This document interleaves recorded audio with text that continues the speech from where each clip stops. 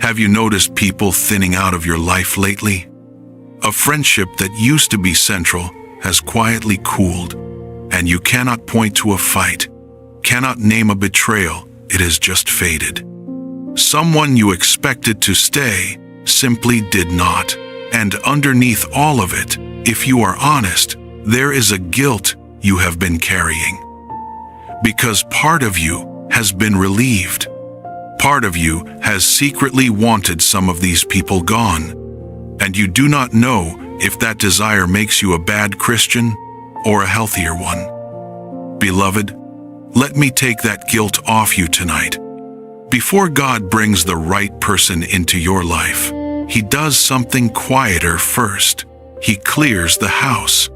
Not because the people leaving were evil, not because they were worthless, but because the room is being made ready for someone worth the space. And clearing a house always looks like loss before it looks like preparation. The rooms get emptier before they get fuller, barer in the middle of the cleaning than they were before you started.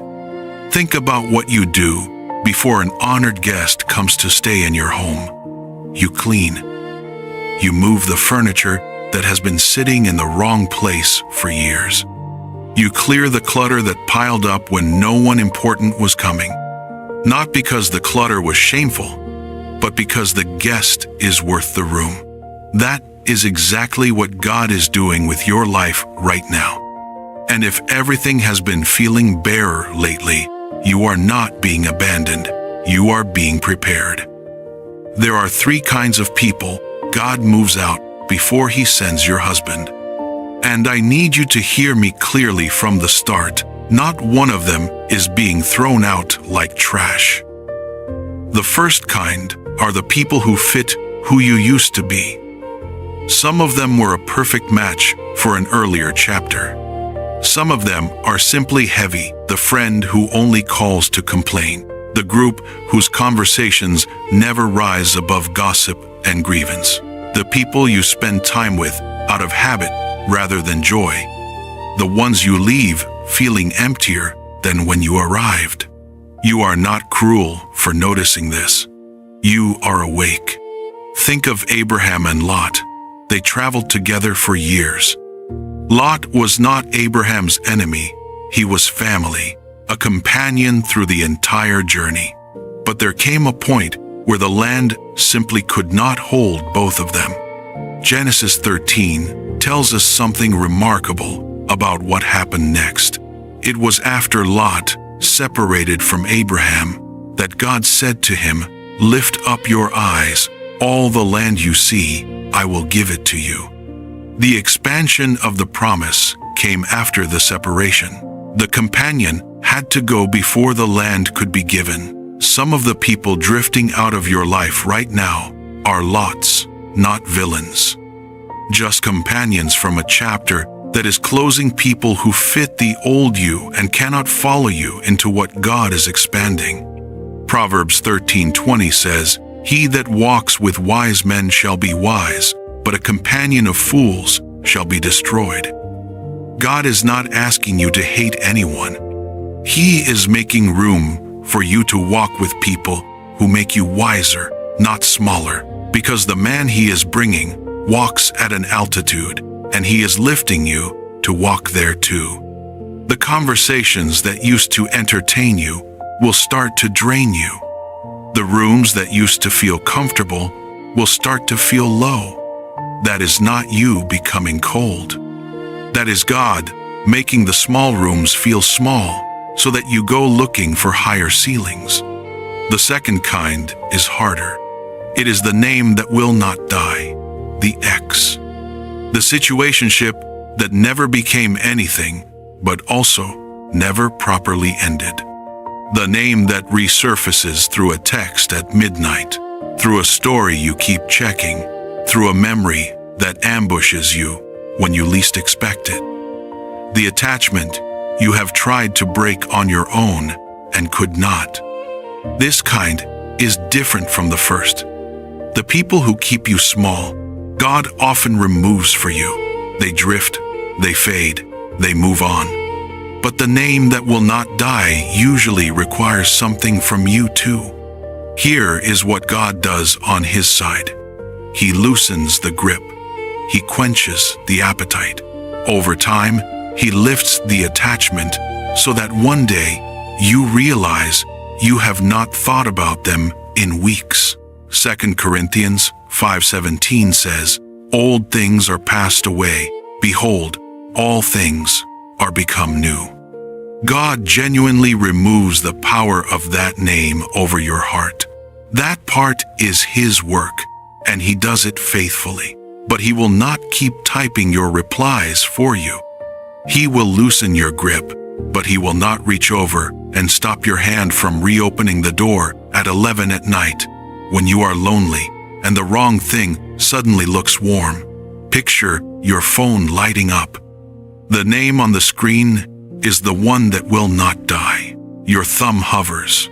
Beloved, that is the moment this whole message lives in. God has been doing his part for months. And now there is a door in front of you, and the question is not whether he closed it, it is whether you will reopen what he already closed. Set the phone down. Leave it unanswered. The strength to do that is not your willpower. It is the gift he is handing you in exactly that moment. Take it. The third kind is the hardest to deal with, because it is not the kind you can walk away from. These are the voices closest to you, sometimes inside your own family. The relative who asks every holiday why you are not married yet. The parent whose worry has curdled into pressure. The person who, without meaning to be cruel, keeps reinforcing the story that you have been left behind, that something must be wrong with you, that the clock is running out. I am not going to tell you to cut off your family. That is not what this is. But hear this. God can remove the power of a voice without removing the person of not. Think of Hannah.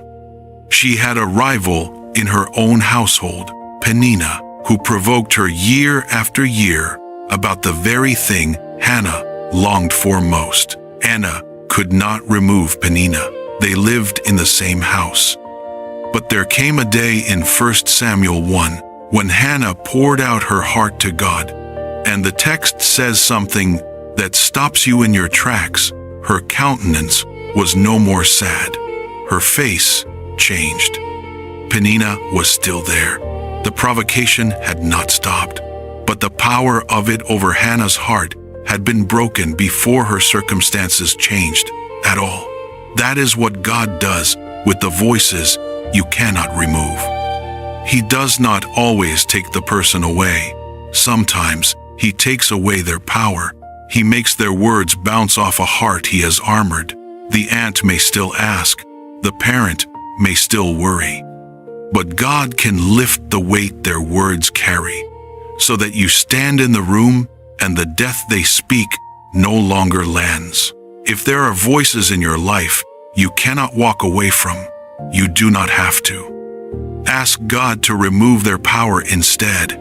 That is a removal he specializes in. So, beloved, let me bring this home. The people who keep you small, the name that will not die, the voices that speak death. 3 kinds of people God moves out of the house before he brings the guest in, and none of them are being thrown out like trash. The friend from the old chapter is not garbage. The family member who pressures you is not your enemy. God is not condemning anyone in this clearing. He is clearing the way you clear a room before someone you love comes to stay. Not because the clutter was evil, because the guest is worth the space. And there is one more clearing I have to tell you about.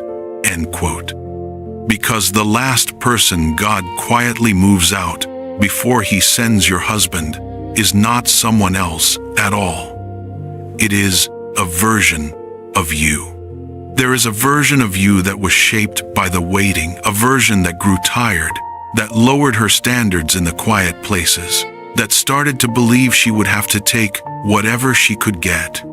A version that, if the wrong man had shown up at the wrong moment, would have said yes out of loneliness instead of out of discernment.